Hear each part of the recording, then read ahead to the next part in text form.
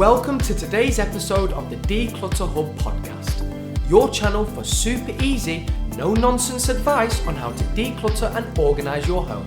Please welcome your hosts, professional organisers Ingrid Jansen and Lesley Spellman.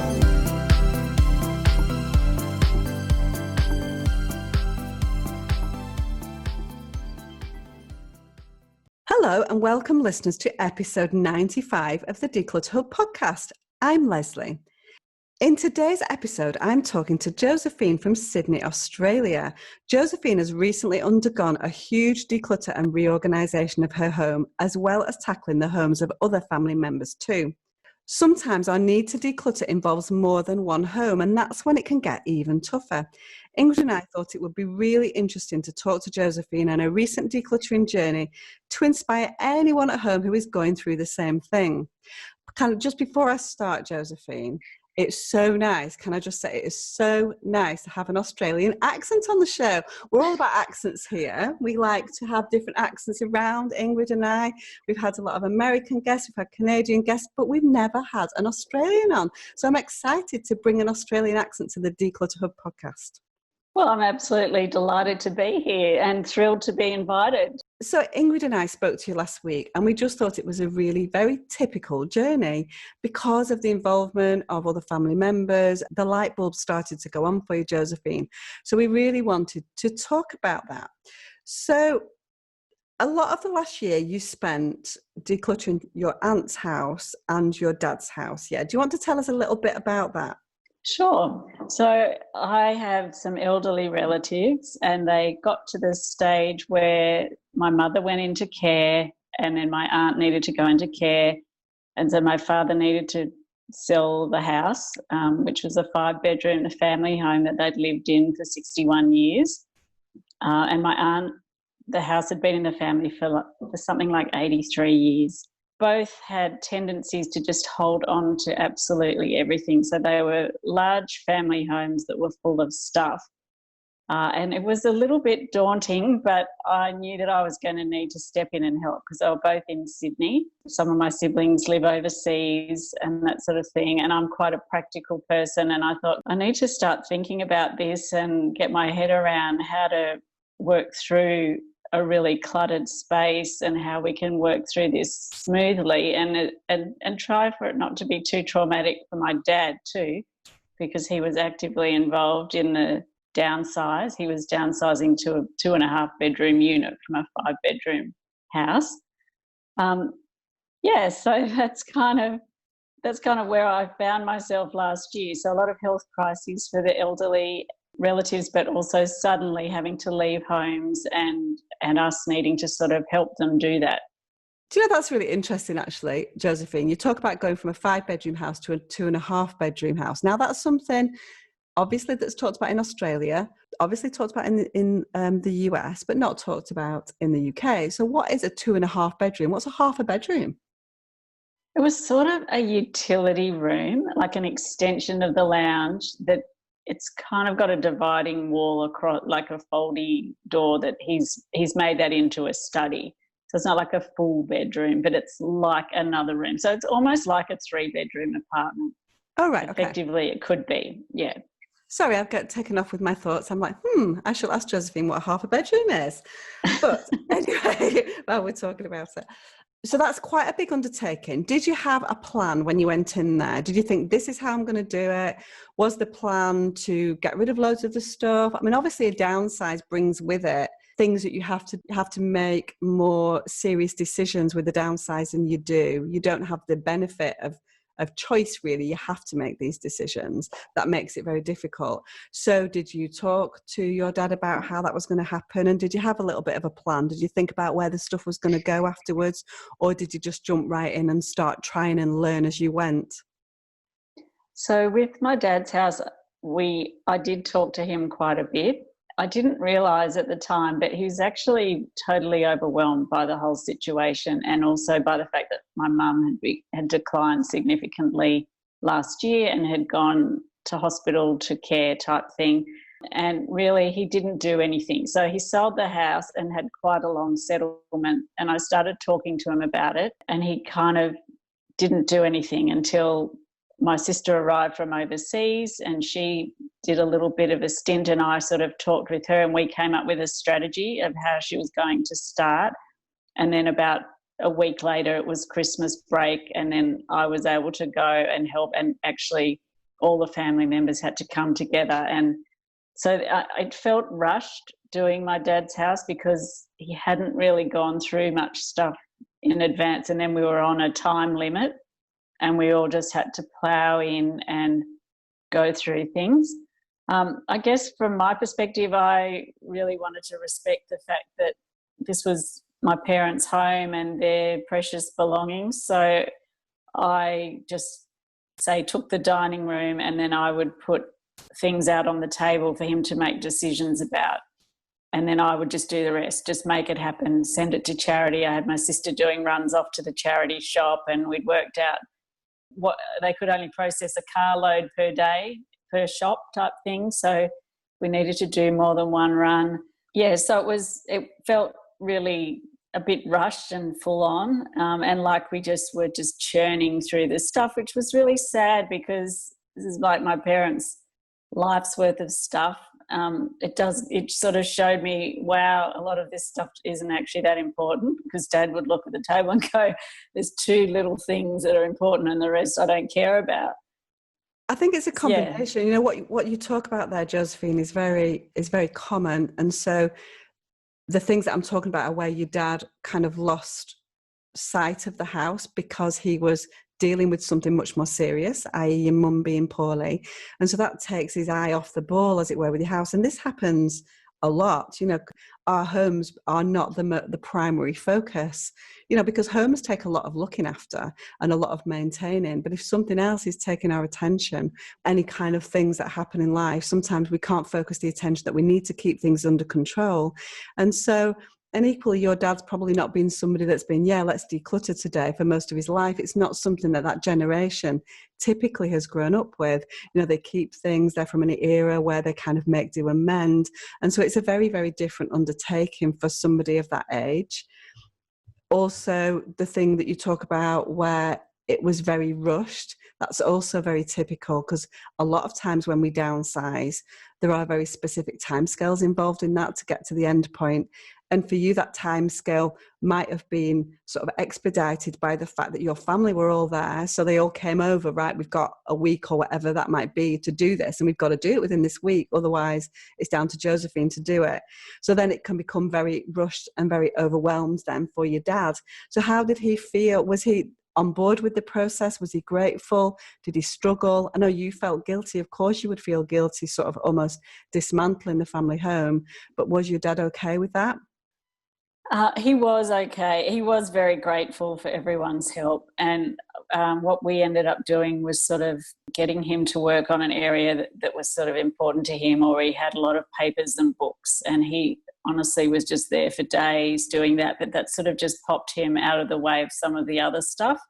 Do you know what's really interesting, Josephine? And a lot of people that be listening, because they know that I'm going to talk in a minute about your own decluttering journey. The things that you've spoken about in terms of the way that you dealt with your dad's home seem to me to be very organised, very efficient. You've thought about the fact that you could only do one carload a day to charity. You've used Post-it notes to identify which things are staying and which are going. You've pulled out certain things for your dad that are important to him. And so there was definitely a very organised process, an efficient process within that. So then it's interesting to me that sounds like somebody who's completely in control at home, going into somebody else's home and helping them. So I'm interested to know then how that then moved into your own decluttering journey, because very shortly after this, you started to look at your own house and your own clutter. So let's talk a little bit about your own house. What sort of clutter did you have in your house? Did you have a lot of it? Was it overwhelming? So talk about your own clutter in your own house now.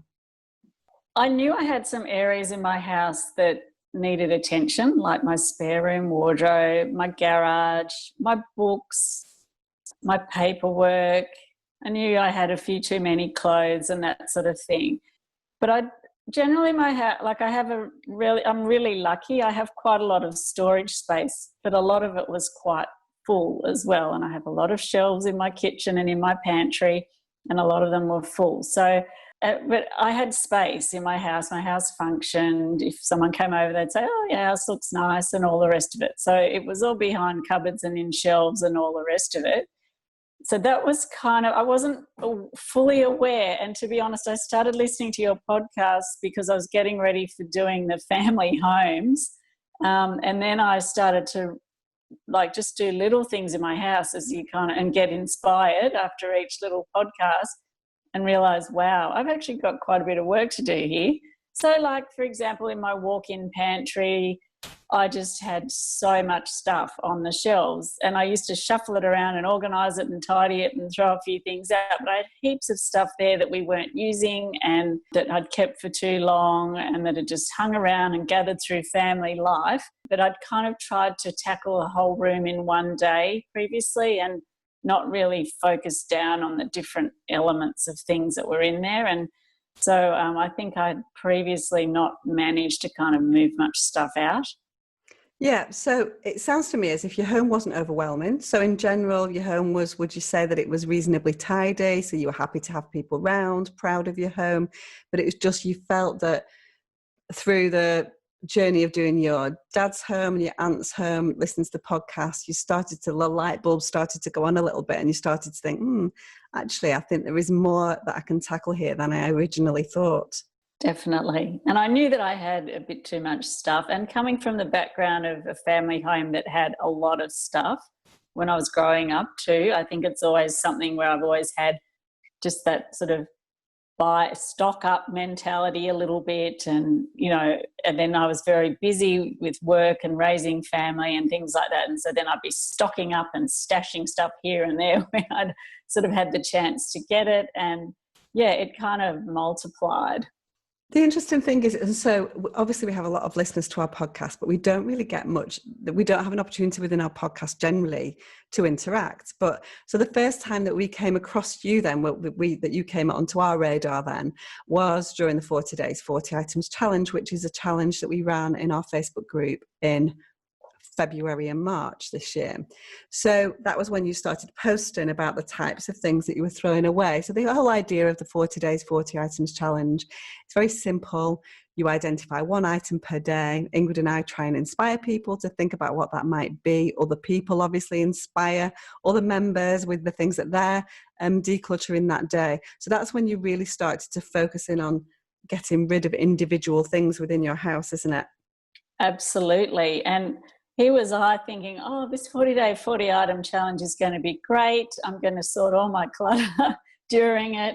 And then when I kind of was getting on with it, I thought, oh my goodness, I haven't even touched the sides on some of the areas of my house that I was kind of thinking I might go to during this. And I definitely got rid of way more than 40 items because I kind of got momentum, and some days it'd be 10, 20 things would be going out of the category that I decided to look at. It really was a light bulb moment for me that I had a lot more to do and that I wanted to kind of, move into more of a declutter mentality and just, change a real mind shift in terms of how I live my life and interact with stuff.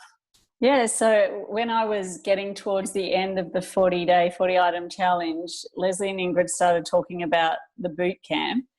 And I started looking around me at everything that I was bringing from my aunt's house as well, which I was in the process of, and just realising how much more I had to do. And the areas that the boot camp were going to cover were areas of my house that really needed attention. So I just got really excited and I said to my partner, I have to keep going with this. I really want to keep going with this. It's really exciting. I've got some momentum, and he was really agreeable.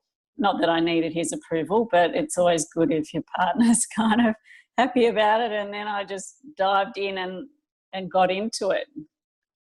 So within the boot camp, we take you through a sort of specific, almost like a roadmap. Yeah. So we take you through one area at a time, and we're like, you can't do that yet. You've got to do this one first, and then you've got to do that one. And so we sort of drip the content out to you. So we don't give you everything all at once. We give you 1 week at a time. And the whole idea is that you follow our methodology, as it were.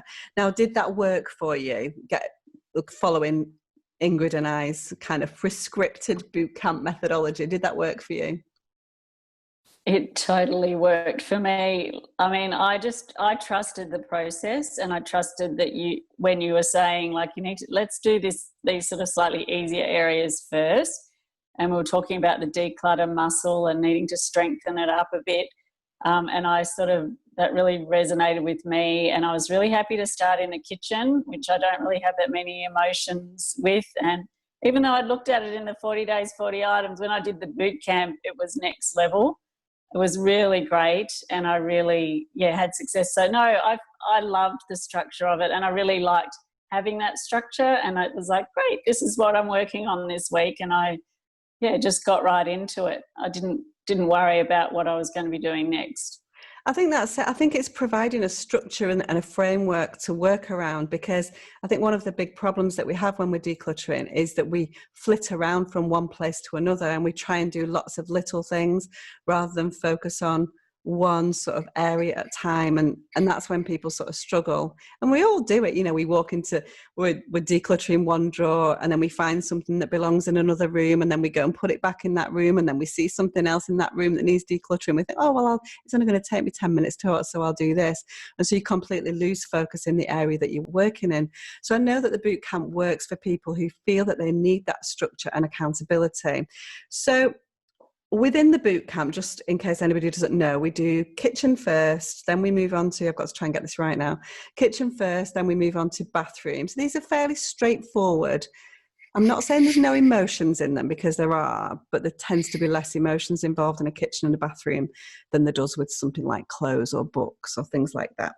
So we go kitchen, bathroom, clothing, hallway, garage, loft, basement, which is a biggie. And then we start going into creating laundry systems, which is really, really critical to the way your house functions.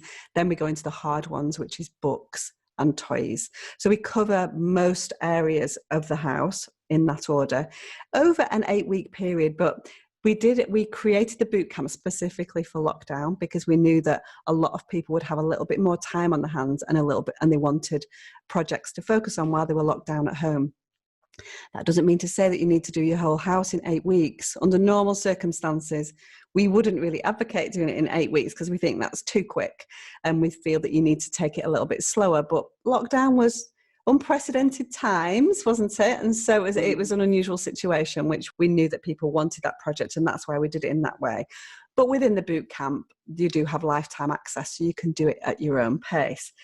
So I loved some of your transformations, and you posted before and after pictures. Now, that's really interesting, because we love the idea of accountability, and that's what a before and after picture does. And I know a lot of the people who have done the boot camp at first are nervous to post before pictures, because it's almost like they're admitting the mess. Whereas we're like, don't worry about that. We're all in this together. Everyone's like-minded. Everyone's got a clutter issue that's here. That's what we're here for. And we believe that posting your before picture gives you that extra level of accountability to then post an after picture. So to do the work and do the after picture. You had some fantastic transformations. You posted befores for most of your things. So what areas do you feel that you had the biggest transformation in? I would say with my clothes, which I hadn't ever really tackled before, with my garage, which is quite large and has a lot of shelves and a lot of stuff gets dumped in there, and my books, which is pretty much a lifetime accumulation of my whole family who lives in this house or did live in this house. My daughter lives overseas now, but yeah, so they were my really big areas. They were more work, but just so rewarding. And honestly, I love being in each of those spaces now. Well, not inside my wardrobe, but whenever I open my wardrobe, I really like looking at it. And where my books are kept, I've started using that room differently and working in the area in the corner where I've opened up more space, just hanging out in there, whereas I didn't hardly ever like to go in there before. And my garage, it's a joy to walk in there, and my laundry is actually in there too, so I do need to go in there quite often. And it is fantastic. I loved the book's transformation just because it went to the next level, as you say, because you were able to remove a bookcase, a whole bookcase. So you had almost like a full wall of bookcases, didn't you? And once you decluttered some of your books, you could take away one of those bookcases and then you just hung the picture in that space, and all of a sudden the space is completely changed. So it just looks much more aesthetically pleasing. I remember we talked in one of the Q&As, because we did sort of themed Q&As, didn't we, right throughout the boot camp. We talked about not being scared of empty spaces, because I think a lot of people who have lived with clutter or lived with sort of large amounts of stuff are a little bit scared when space starts to open up. Yeah, I'm thrilled. And I've opened up lots of space. Like in my own wardrobe, I've got actually a vacant shelf at the moment. But I'm just loving it. I'm just going to let it sit there and decide what I want to do with it. Or, it is quite freeing and calming in some ways. I know it's scary. It's actually a really nice feeling to have that extra space. Oh, it's so exciting. I'm kind of giddy here. Ingrid and I get really giddy and excited when people have these fantastic successes. It's so nice.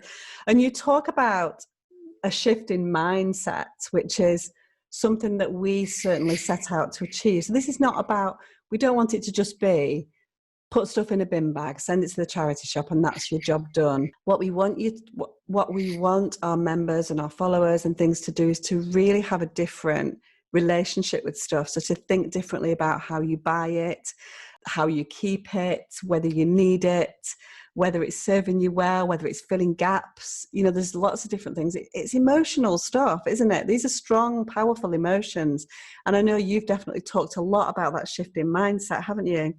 Oh, definitely. And look, I did start to get that listening to your podcast, because last Christmas I just gave food gifts to everyone. And that was when we were decluttering Dad's house, because I just could not bear buying anything. But yeah, no, more broadly in terms of myself and my own life, I've definitely re-examined my relationship to stuff and buying stuff and buying two of something instead of one of something. And I'm a little bit of a stockpiler of sort of bathroom products, creams, things like that. I have a skin condition that I manage, and in the past I've sort of stockpiled things, and then I ended up having to get rid of half of it because it was all out of date, and it was just crazy. But it's kind of freeing too, because it's all just hanging out there in the drawer. It's changed the way I look at stuff and realise how lucky I am. I have so much stuff, and I really have everything I need at my fingertips. And it's really nice to kind of be grateful for what you have and create some space. So just the right stuff comes in. And I kind of like the idea of doing the best of the best and taking quality over quantity.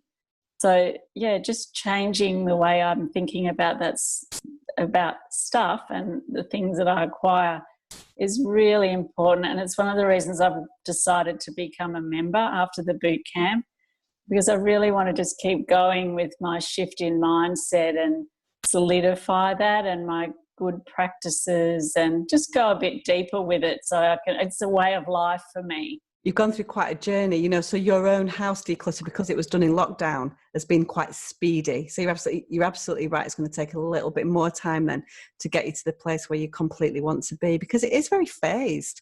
We were chatting before we came onto the podcast, and I still have the same thoughts as everyone else. I've been a professional organizer for 10 years, but I still look at things that I made a conscious decision to keep 6 months ago, a year ago, and now I look at them and think, but why? Why did I keep that? And what's changed in that 6 months? And so there's obviously something changed in terms of the way I feel about an item of clothing or the way that I'm cooking. Life is constantly evolving, and with it, our relationship to our stuff will as well. So it's really, really interesting. So, Josephine, it's just so fantastic to hear this transformation and to look at the pictures. What we'll do is we'll post a picture certainly of your book Declutter in particular, because I love that transformation and we've chatted about it. So you'll find that on our social media posts and in our forum if you are a member. So is there anything else that you'd like to share with our listeners before we leave it for today? Look, I would like to thank you and Ingrid for being such an inspiration all the way, because really you're so skilled and you just provide so much to to the group and to the members, and like I've just gotten so much out of it. I really appreciate it so much because I really feel like you've helped me a lot, and you've really helped me along my way with my decluttering journey, and I'm kind of hooked now, so I'm going to keep going with it.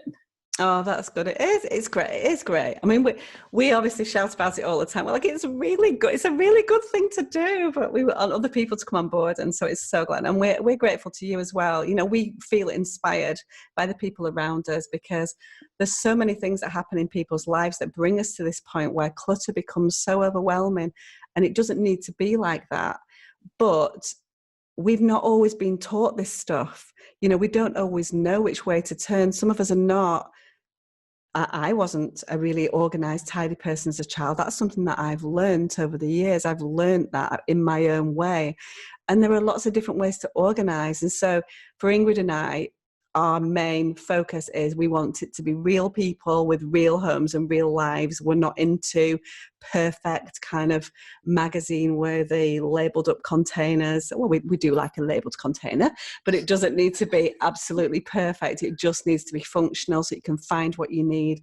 So keeping it real is definitely our motto, and definitely there's a lot of reality with Ingrid and I because we do like to have a laugh with it because it's serious stuff, but equally you can't just be really serious all the time. So we hope we bring a light-hearted edge to something that's quite serious. And so thank you so much, Josephine. Lovely to have you on. Lovely to have someone from the other side of the world as well. So thank you so much for your lovely Sydney accent today.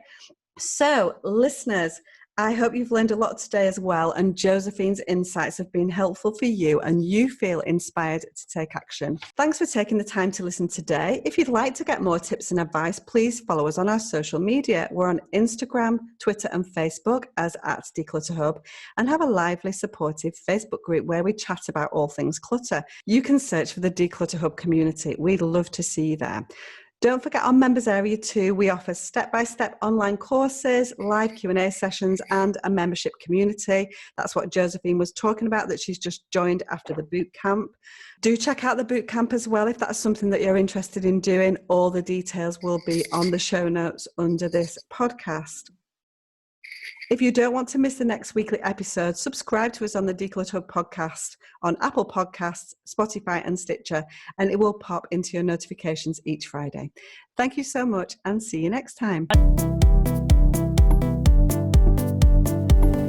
Thanks for listening to this week's episode of the Declutter Hub podcast.